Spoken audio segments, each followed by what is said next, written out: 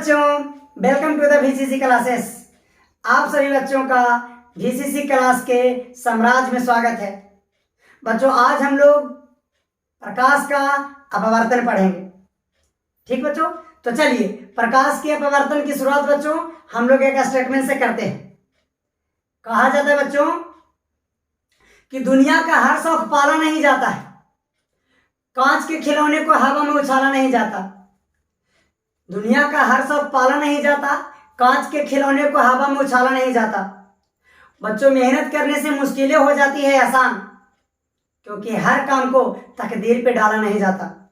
तो चलिए बच्चों हम लोग स्टार्ट करते हैं प्रकाश का अपवर्तन।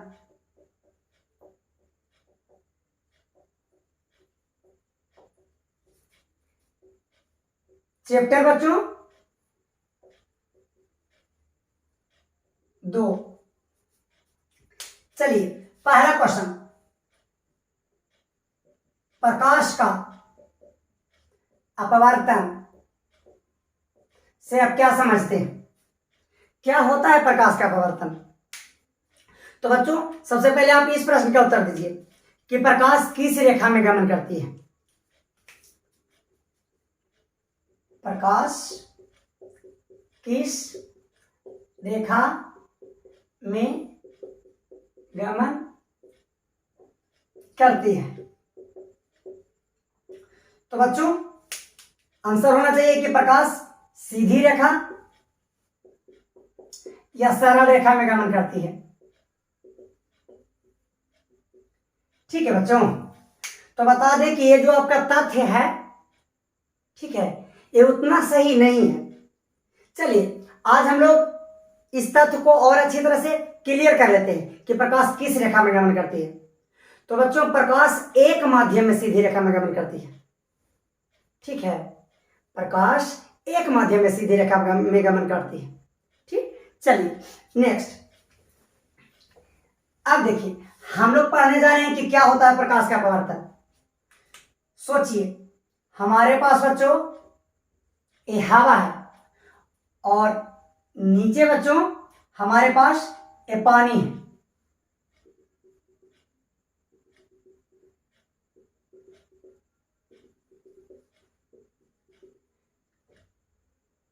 ठीक, चलिए ऊपर हवा है बच्चा और ये सब हमारे पास पानी है। तो अकॉर्डिंग टू यू, आप लोगों के अनुसार कि सर प्रकाश सीधी रेखा या सरल रेखा में गमन करता है। तो बच्चों मान लेते हैं कि हमारा कोई प्रकाश की किरण इधर हवा से आ रहा है और पानी में प्रवेश किया। तो बच्चों यदि प्रकाश सीधी रेखा में गमन करता तो ये तो हमेशा चला जाता पानी में भी सीधे। क्यों? क्योंकि सर प्रकाश सीधी रेखा में गमन करता है।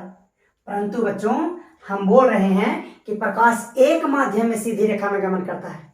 से क्या मतलब है? से मेरा मतलब है ना बच्चों कि प्रकाश जब तक हवा में है ना तब हवा में सीधी माध्यम में चलेगा, और प्रकाश जब पानी में आएगा तो पानी में सीधी रेखा में चलेगा। परंतु हवा से जब पानी में प्रवेश करेगा ना तो हवा और पानी को अलग करने वाली सतह पर एक घटना देखने को मिलता है। क्या देखने को मिलता है? देखने को यह मिलता है कि प्रकाश जिस पथ पर आ रही थी उस पथ पर न आकर अपने मार्ग से थोड़ा विचलित हो जाती है, अपने मार्ग से मुड़ जाती है। बच्चों इस घटना को ही हम प्रकाश का अपवर्तन कहते हैं। देखिए ये प्रकाश की किरण बच्चों आ रही है और जैसे ही पानी के सतह पर पड़ती है बच्चों तो इसे जाना चाहिए था बच्चों इस तरह से सीधे, लेकिन सीधे न जाकर अपने मार्ग से थोड़ा विचलित हो जाती, मुड़ जाती है। अब जब तक पानी में है तब तक पानी में सीधे चलेगी, देखिए अपने मार्ग से यूं ऐसे मुड़ गए। तो बच्चों इस घटना को ही हम क्या कहते हैं? प्रकाश का अपवर्तन कहते हैं। क्या हुआ इस घटना में? इस घटना में हुआ कि प्रकाश की किरण हवा से पानी में जैसे ही प्रवेश किया तो पानी में प्रवेश करने पर जो अपने मार्ग जिस मार्ग पे जा रहा था उस मार्ग पर न चलकर अपने मार्ग से थोड़ा विचलित हो गया। देखिए मुड़ गया, जा रहा था सीधे परंतु सीधे न जाकर इधर आ गया, मतलब अपने मार्ग से मुड़ गया। तो बच्चों इस मुड़ने की घटना को प्रकाश का अपवर्तन कहते हैं। चलिए ठीक है। प्रकाश का अपवर्तन मतलब क्या? प्रकाश की किरणों को मुड़ना, अपने पथ पर जा रही थी अपने पथ पर न जाके हल्का मुड़ जाएगी, इस घटना को क्या कहेंगे? प्रकाश का अपवर्तन। ठीक है, लिख दे इसको कि छोड़ दे? लिख ही देते हैं। प्रकाश को या प्रकाश की किरण जब एक माध्यम से दूसरे माध्यम में जाती है तो अपने पाथ से विचलित हो जाती है।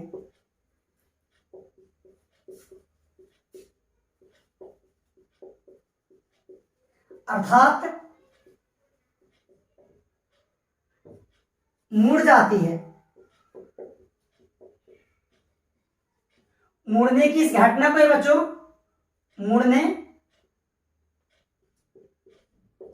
की तो बच्चों मुड़ने की इस घटना को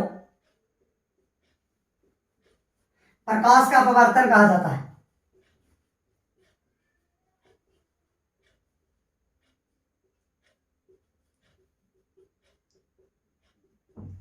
चलिए नोट कीजिए तो बच्चों वीडियो को पॉज करके। क्या कहता है कि प्रकाश की किरण जब एक माध्यम से दूसरे माध्यम में जाती है तो अपने पथ से विचलित हो जाती है यानी मुड़ जाती है। इस घटना को हम क्या कहते हैं? प्रकाश का अपवर्तन कहते हैं। ठीक है, चलो देखो हम क्या कर रहे हैं बच्चा, हम मान लेते हैं कि हमारे पास एक कांच का कोई टुकड़ा है, एक कांच है और ऊपर हमारे पास बच्चा हवा है।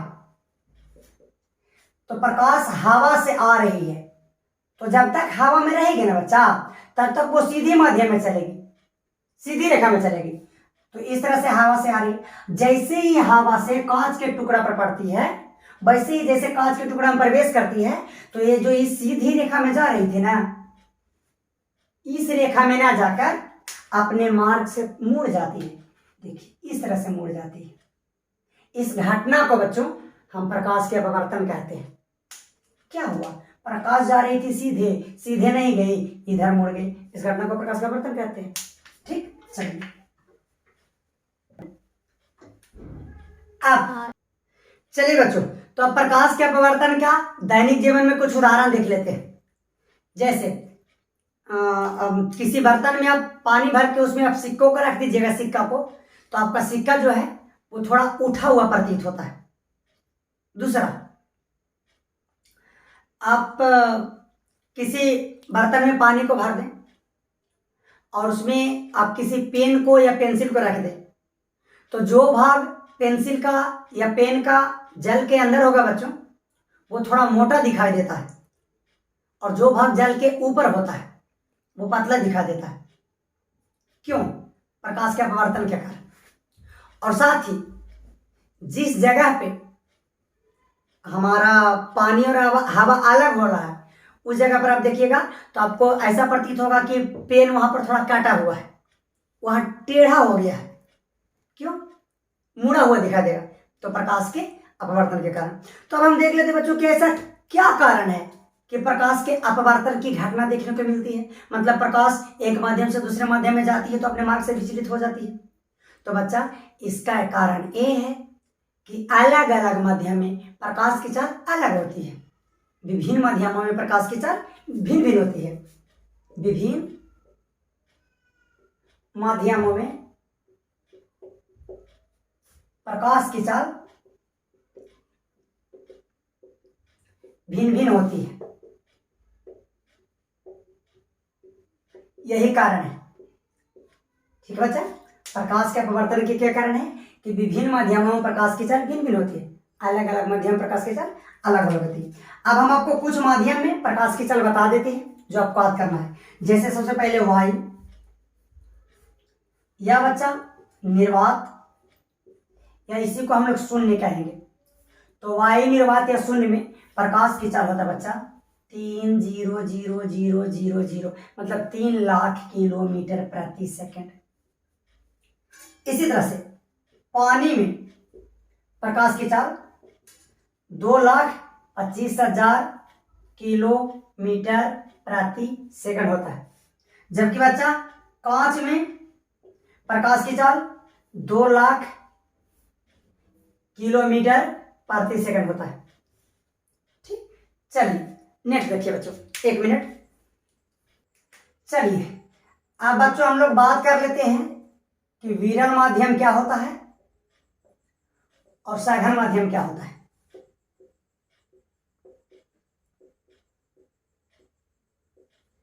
बच्चा, जिस माध्यम में प्रकाश की चाल ज्यादा होता है उसे विरल माध्यम कहते हैं। जिस माध्यम में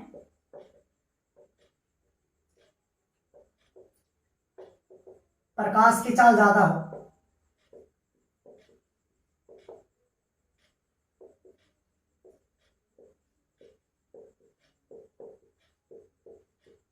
विरल माध्यम। जिस माध्यम में बच्चों प्रकाश की चाल कम हो सघन माध्यम कहलाता है। ठीक, जैसे हम लोगों ने अभी देखा बच्चा कि हवा में प्रकाश की चाल 3 लाख किलोमीटर प्रति सेकंड है। पानी में प्रकाश की चाल बच्चा 2,25,000 किलोमीटर प्रति सेकंड है। और कांच में प्रकाश की चाल 2 लाख किलोमीटर प्रति सेकंड है।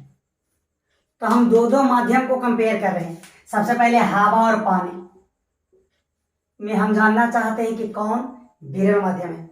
तो बच्चों जिन दो माध्यमों को आप कंपेयर कर रहे हैं उसमें आप देखिए कि किस माध्यम में प्रकाश की चाल ज्यादा है। हवा में प्रकाश की चाल बच्चों 3 लाख किलोमीटर पर सेकंड, पानी में प्रकाश की चाल 2,25,000 किलोमीटर पर सेकंड। तो बताइए हवा में प्रकाश की चाल ज्यादा है कि पानी में? हवा में ज्यादा है, तो हवा हमारा हो गया बच्चा विरल माध्यम, जबकि पानी हमारा हो गया सघन माध्यम। अपेक्षा बात कर रहे हैं, 1 मिनट, अपेक्षित बात हो रही है। दूसरा देखिए, अगर हम पानी और कांच की बात कर ले, पानी और कांच, तो बच्चों पानी में प्रकाश की चाल 2,25,000 किलोमीटर पर सेकेंड, कांच में प्रकाश की चाल 2 लाख किलोमीटर पर सेकेंड। तो बताइए प्रकाश की चाल किस में ज्यादा हुआ, पानी में कि कांच में? पानी में। तो पानी हमारा हो गया विरल माध्यम। क्यों? क्योंकि जिस माध्यम में प्रकाश की चाल ज्यादा होता है उसे विरल माध्यम कहते हैं, और जिस माध्यम में प्रकाश की चाल कम होता है बच्चों उसे सघन माध्यम कहते हैं। ठीक, तो पानी की अपेक्षा कांच सघन माध्यम, कांच की अपेक्षा पानी विरल माध्यम, हवा की अपेक्षा पानी सघन माध्यम, और पानी की अपेक्षा हवा विरल माध्यम। तो दो माध्यमों को हम एक दूसरे से तुलना करके देखेंगे, और जिस माध्यम प्रकाश की चाल ज्यादा होगा वो दूसरे माध्यम की अपेक्षा विरल हो जाएगा, और जिस माध्यम प्रकाश की चाल कम होगा वो दूसरे की अपेक्षा सघन हो जाएगा। ठीक, चलिए तो बच्चों प्रकाश के अपवर्तन में कुछ पदों की हम व्याख्या देख लेते हैं। ठीक, चलिए सबसे पहले हम लोग देख लेते हैं बच्चों आपतित किरण क्या होता है।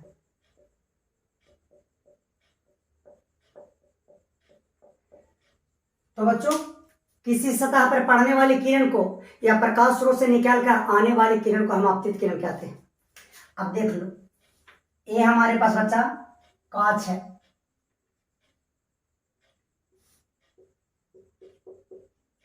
और ऊपर हमारे पास बच्चा हवा है। ठीक, तो आपतित किरण क्या होता है? पर आने वाली किरण को देखिए, ये प्रकाश की किरण आ रही है तो इस किरण का नाम हो गया बच्चों आपतित किरण। कहीं से किसी वस्तु से निकल के आ रही हो, जैसे प्रकाश स्रोत से निकल के आ रही है। आपतित किरण बच्चों सतह के जिस बिंदु पर टकराई है, देखिए इस बिंदु पर टकराई है ना, इस बिंदु को हम कहते हैं आपतन बिंदु। ये हमारा हो गया आपतन बिंदु।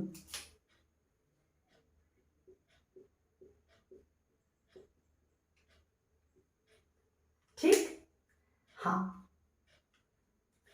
हम और आपतन बिंदु पर बच्चों अगर एक हम लंब डाल दें, देखिए आपतन बिंदु पर एक लंब डाल दिए हैं तो इस लंब को कहा जाता है अभिलंब।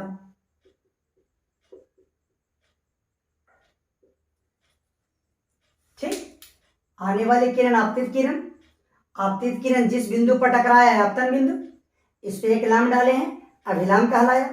हम जानते हैं कि प्रकाश की किरण एक माध्यम से दूसरे माध्यम में जाता है तो अपने मार्ग से विचलित हो जाता है।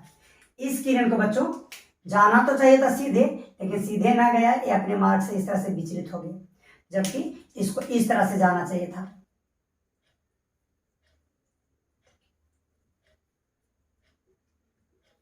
ठीक, इस तरह से ना जाके ये मुड़ गया। तो बच्चों ये आपतित किरण जिस बिंदु पर टकराया है आपतन बिंदु, इस पे लंब डाले हैं अभिलंब, और ये जो मुड़ गया ना बच्चों, तो मुड़ने वाली किरण को यानी मुड़कर दूसरे माध्यम में जाने वाली किरण को, इस किरण को बच्चों नाम हो गया है अपवर्तित किरण हम कहते हैं। समझे?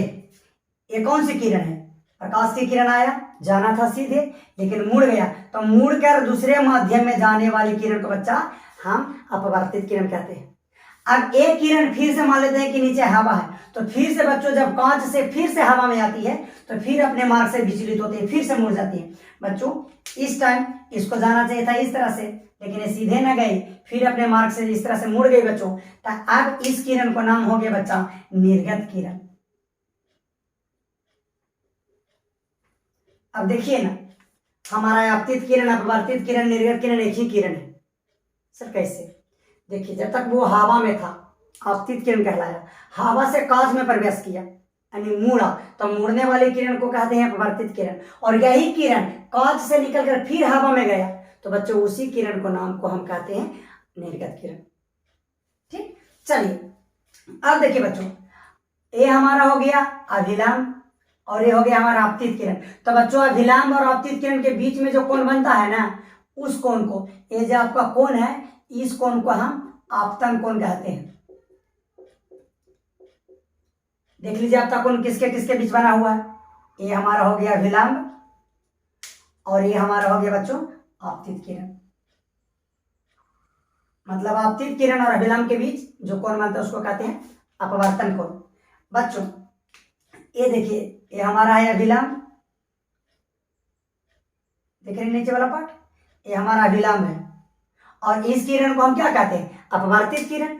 तो बच्चा अपवर्तित किरण ए हो गया, ए हो गया हमारा अभिलंब। तो अपवर्तित किरण और अभिलंब के बीच में जो कोण बनता है ना, उसको अपवर्तन कोण कहते हैं, और इसे आर से सूचित करते हैं। ए हो गया हमारा अपवर्तन कोण। ठीक, अपवर्तन कोण की परिभाषा क्या? अब देख लो किसके किसके बीच में बना हुआ। इस किरण के अपना आप देख लो, तो सर इस किरण का नाम हो गया अपवर्तित किरण। इसका नाम देख लो, सर ये तो हमारा अभिलंब है, देख लो ये हमारा अभिलंब है। तो बच्चा अभिलंब और आपतित अपवर्तित किरण के बीच में जो कोण बनता है ना, उसे हम अपवर्तन कोण कहते हैं। दैट्स इट, और कुछ नहीं इसमें। देख लो एक बार, एक नजर। आने वाली किरण अपवर्तित किरण जिस बिंदु पर टकराया आपतन बिंदु, इस पर हमने एक लंब डाल दिया अभिलंब, और आपतित किरण मुड़ गई, तो मुड़कर दूसरे माध्यम में जो किरण गई, आपतित किरण ही दूसरे माध्यम में जब जाती है तो उसको कहते हैं अपवर्तित किरण। और वही अपवर्तित किरण पुनः फिर से दूसरे माध्यम में जाती है, तो बच्चों उसको कहते हैं निर्गत किरण।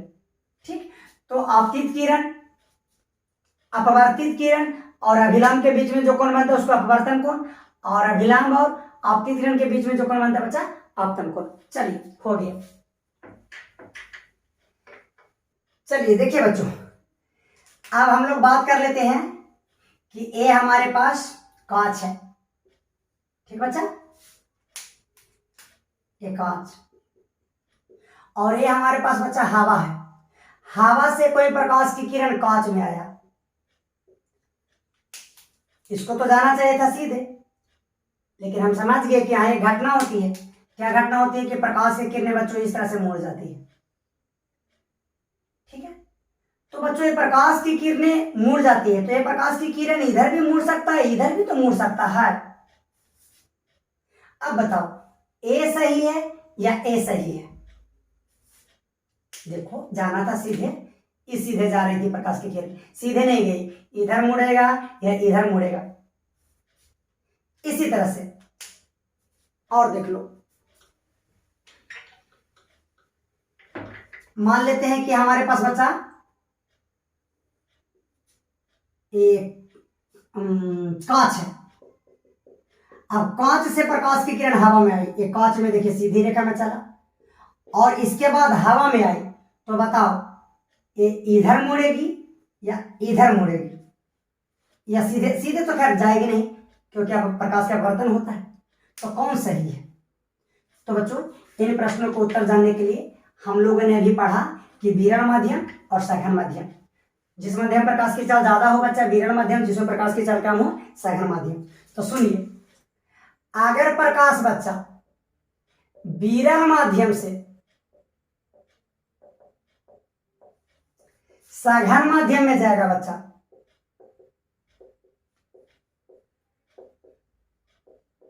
तो अभिलंब की ओर मुड़ेगा।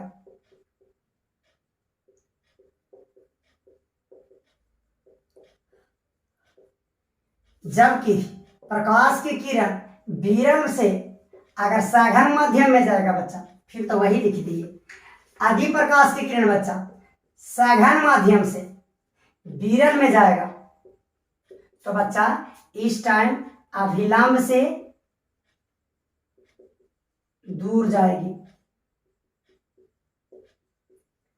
ठीक, चलिए अब जो कुछ देर पहले हमने प्रश्न छोड़ के गया था उस प्रश्न का उत्तर मिल गया। देखिए कैसे, ये हमारे पास बच्चा कांच है और ये हवा है, ये कांच। अब बताओ इसमें विरल माध्यम कौन है? कांच की हवा? कांच हमारा विरल माध्यम है। क्यों? क्योंकि कांच में है प्रकाश की चाल ज्यादा, सॉरी हवा हमारा विरल माध्यम है, हवा में प्रकाश की चाल ज्यादा होता है। कांच हमारा सघन माध्यम है क्योंकि कांच में प्रकाश की चाल कम होता है।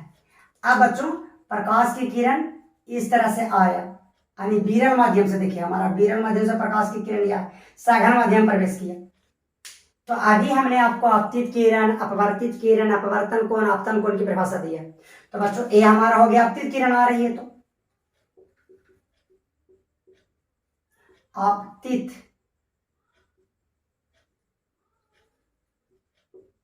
किरण, और जिस बिंदु पर टकराया बच्चों ये हो गया हमारा आपतन बिंदु, और उस पर हमने जो एक लंब डाला है देख सकते हो डॉट डॉट से, यही हो गया हमारा अभिलंब।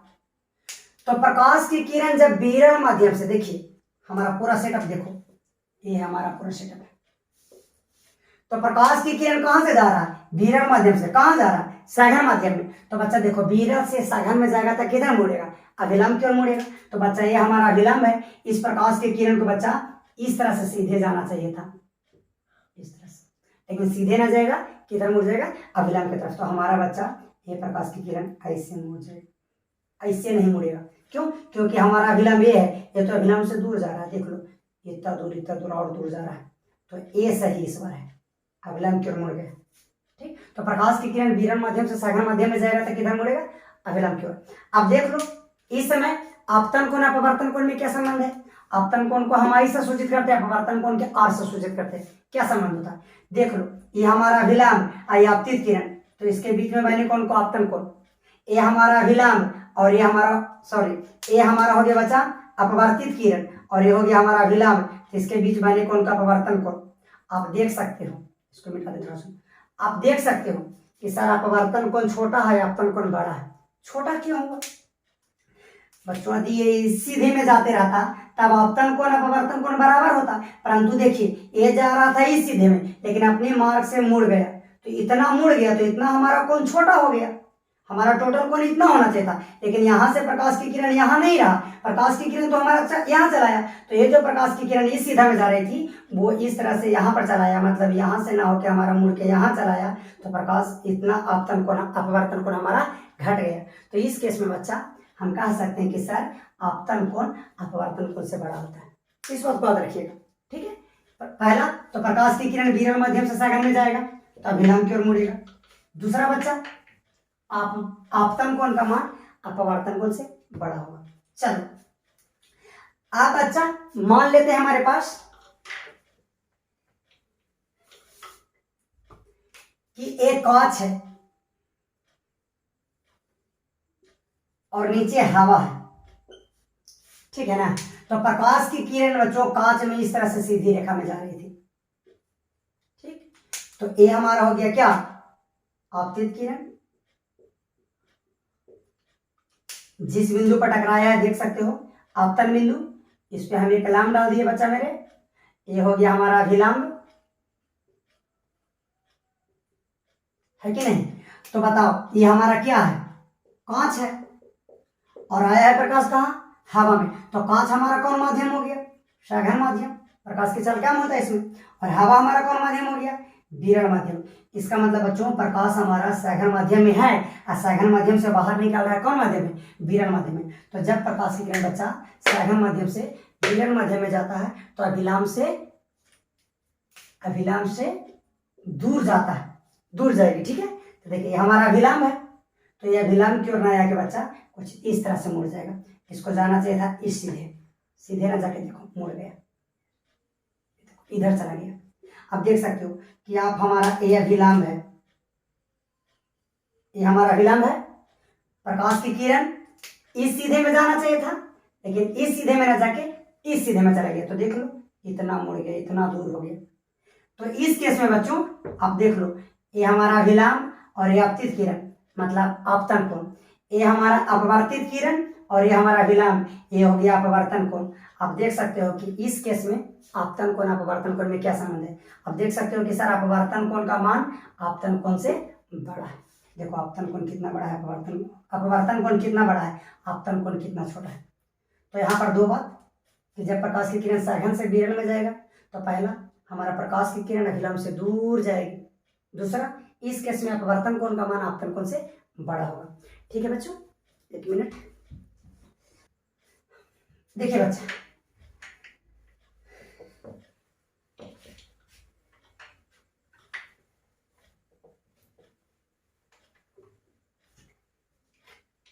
अब हम लोग बच्चों असार्बिक विस्थापन की बात कर लेते हैं। असार्बिक विस्थापन सर ए क्या होता है, देख लो क्या होता है। ए हमारे पास बच्चा कोई कांच है और ये हमारा हवा है, हवा यानी विरल माध्यम, और ये हमारा कांच है यानी बच्चा सघन माध्यम। ठीक, तो प्रकाश की किरण बच्चों ये विरल माध्यम से इस तरह से आया। ठीक, तो विरल माध्यम से प्रकाश की किरण बच्चों सघन माध्यम में आ रहा है तो अभिलंब की ओर मुड़ जाएगा। तो यहां पर हमारा अभिलंब डाल दिया।